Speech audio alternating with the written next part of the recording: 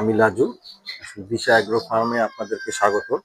আমি আজকে আসলে এই যে সার, রাসায়নিক সার, বিভিন্ন প্রকারের সার মিক্সিং করে কিভাবে জমিতে দিতে হয়, কিভাবে ফসল দিতে হয়, মিক্সিং প্রক্রিয়াটা আসলে আমাদের সাধারণ কৃষকরা এই মিক্সিং প্রক্রিয়াটা করতে পারে না, যার কারণে অনেক বেশি সারের সাথে যখন কম সার মিশ্রণ করতে হয় তখন কিন্তু তারা ঠিকমতো মিশ্রণ করার কারণ না করার কারণে এই সারগুলো কিন্তু সঠিকভাবে সঠিক জায়গায় পায় না। তো সেই মিশ্রণ প্রক্রিয়াটা সঠিকভাবে কিভাবে করা যায় সেটা আমি একটু একটা প্রসেস তৈরি করছি, যেটা দিয়ে আমি ব্যবহার করি। এইভাবে মিক্সিং করলে সারটা অল্প 1 মনের সঙ্গে 1 কেজিও মিক্সিং করা সম্ভব এবং সঠিকভাবে মিক্সিং হয়। সেই বিষয়টা আমি আপনাদেরকে আজকে দেখানোর চেষ্টা করব। এইখানে আসলে যে সারগুলো আছে, এখানে ইউরিয়া সার আছে, তারপরে আপনার টিএসপি আছে, এমওপি আছে, জিপসাম আছে, সালফার আছে, বোরন আছে, ম্যাগনেসিয়াম আছে। তো এই যে এই সবগুলো সার পরিমাণে কতগুলো অনেক বেশি, আবার কিছু কিছু সার আছে অনেক কম। এই সবগুলো সার প্রথমে যে সারটা বেশি থাকে পরিমাণে, সেই সারটাকেই আগে দিতে হবে।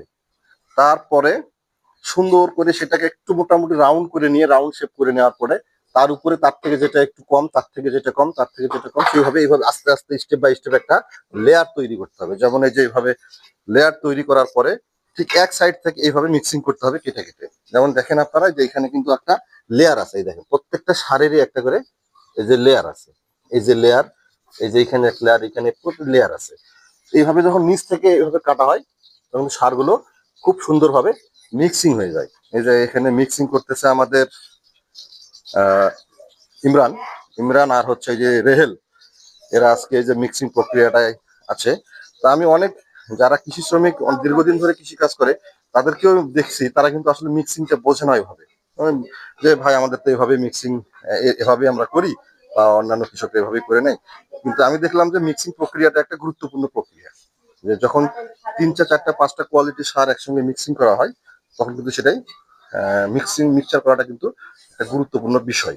এইভাবে যদি স্তর বাই স্তর সবগুলো সার সাজানোর পরে 3বার উলট পালট করে দেওয়া যায় তাহলে কিন্তু সেটা অনেক সুন্দর হয়। এবং আবারও দেখি এই দিক থেকে আবার এইভাবে মিক্সিংটা করতে হবে। আবার এদিক থেকে করো ইমরান, এদিক থেকে করো আবার। এই প্রক্রিয়াটা 3বার করলে একদম এক যেই সারটা পরিমাণে 60 কেজি আছে এবং যেই সারটা 1 কেজি আছে সবটা কিন্তু সম পরিমাণে মিক্সিং হয়ে যাবে। এই ছিল আজকে সার মিক্সিং করার প্রক্রিয়া। এবং আপনারা যদি